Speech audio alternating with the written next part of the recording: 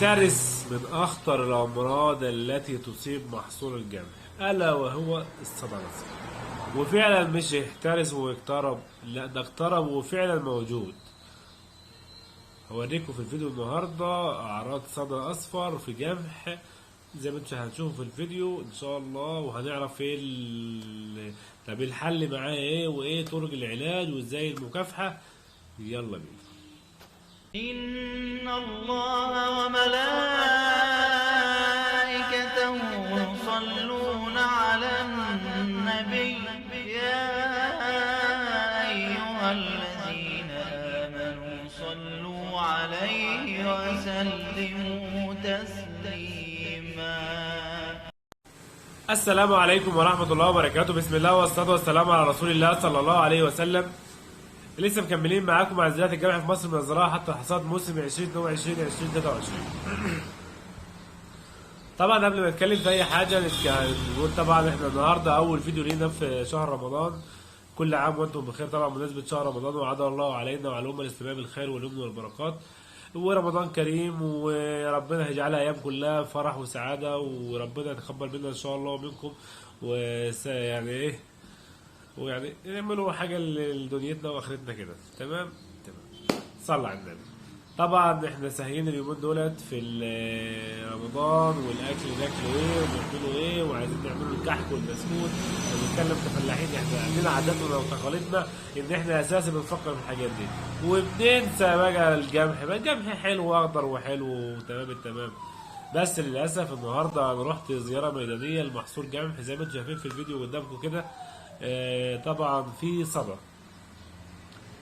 وبيبان، يعني الصدى ده عبارة عن بقع صفراء متناثرة، عبارة عاملة عن طريق عاملة زي خطوط زي ما انتم شايفين في الفيديو كده. اتكلمنا ياما عن الصدى وعملنا عنه فيديوهات مرة واثنين وثلاثة، بس للتذكرة برضو ان احنا الصدى موجود. الصدى بدأ ينزل اليومين دولت، وخصوصا المحاصيل اللي هي متأخرة في الزراعة، فاحنا برضو من اضرار لا تأخر في الزراعة ولا تبكر في الزراعة، عشان ده اضرار التبكير والتأخير.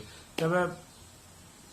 طيب الحل ايه؟ طيب لو يبقى احنا المفروض نعمل ايه؟ المفروض عينينا على محصولنا، المفروض نروح نبص على القمح. لو لقيت ورقة غريبة شكل غريب، الصفار زي ما انت شايف في الفيديو كده، انا اول ما رحت لقيت البتاع كده، مسحت ايدي على الورقة باين على ايدي كده زي ما انت شايفين في الفيديو، بيبين على ايدك الصفار ده بيبقى واضح، يبقى ده طبيعي 100% صدى اصفر.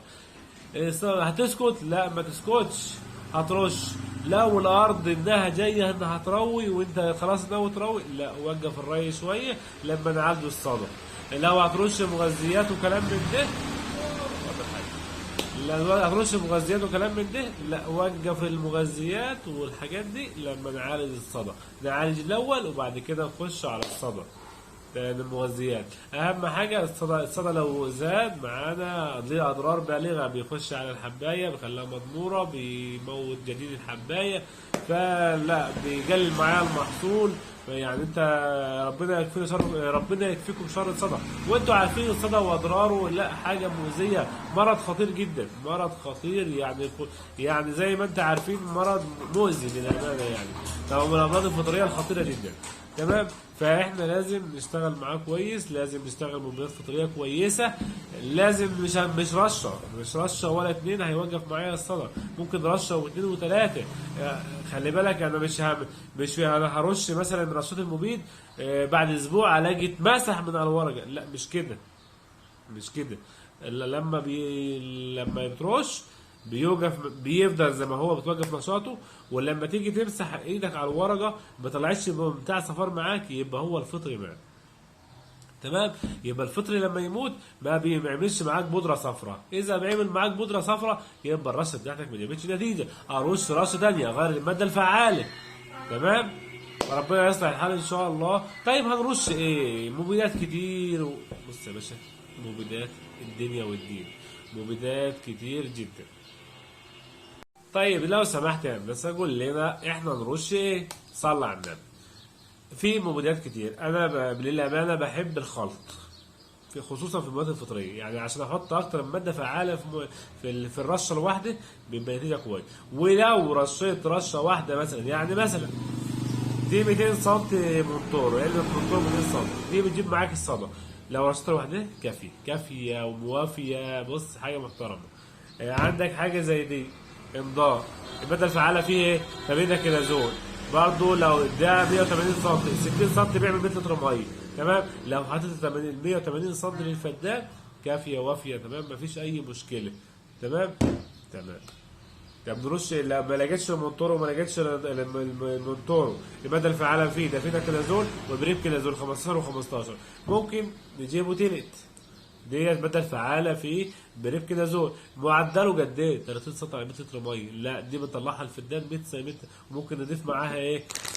ممكن نضيف معاها كيس كبريت بكروني بتاع كفر الزيات، تمام. ممكن نضيف معاه برضه 100 جرام سيليكونات ميثايل هيستا بتاع الهلب.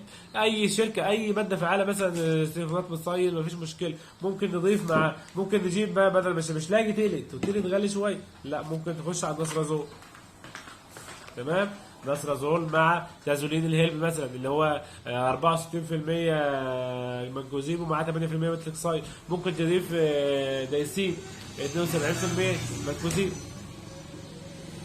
فالفكرة هنا أنا مش في شركات تانية كتير جدا ومواد الفعالة عندها كويسة،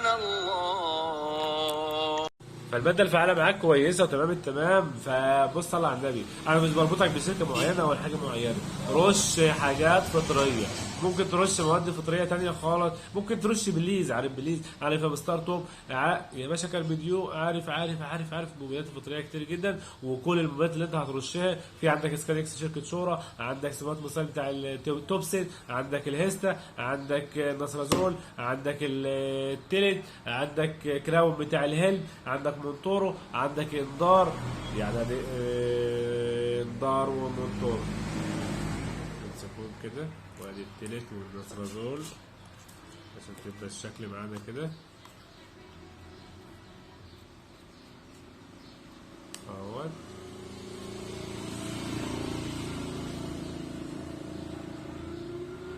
ثواني يا شباب،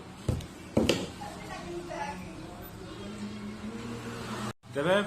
فان شاء الله يعني عايزكم تشتغلوا وتخلي بالكم من الصدى. طيب انا ما عنديش صدى، ممكن ارش؟ ممكن ترش رشه وقايه يا عم. مش انا جبت لك علبه تلت، علبه نصرازول، علبه مونتورو، علبه انذار، علبه اي حاجه فطري شغاله معاك، تمام، مع كيس كبريت ميكرون، وترش تبخر الارض كده حاجه وقايه عشان تحمي الزرع بتاعك.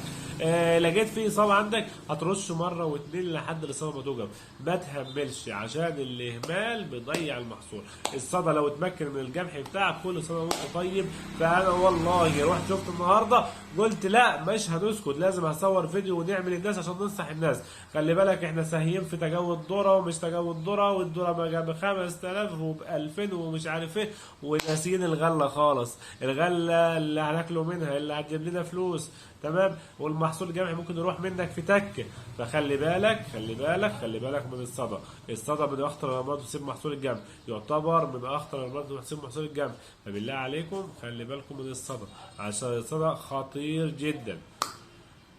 طيب انت هندسه ممكن تبعت لنا رش من اللي عندك ده؟ ايوه ابعت لك. لو انت محتاج اي حاجه من عندي، محتاج من عندي انذار، ده خلي بالك ايطالي، الماده الفعاله فيه فابيناكلازول، لسه ماده جديده 5% بس محترمه، نتائج محترمه، بتجيب بياض دقيقي، ندوه مبكره، ندوه متاخره، لفه الساق الصبغيه، الصدى، التبك والسركسبوري في البنجر، كل الامراض ده شغال معانا بسم الله ما شاء الله، مجربينه حاجه محترمه جدا. صدى يجيب معاك صدى، ده يجيب ابو الصدى كمان. عندك المونتورو بتاع شركه شورى ممتاز برضه، عندك التلت ممتازين، عندك النصرازول ممتاز، عندك الهيستا ممتاز، عندك التازولين ممتازين.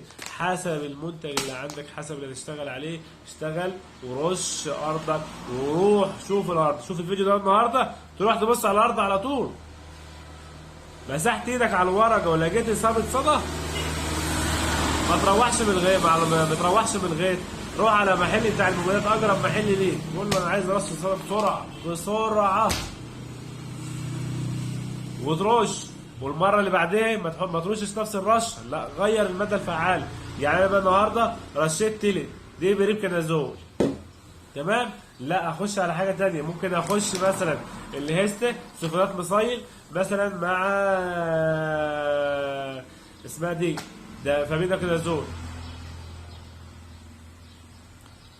تمام.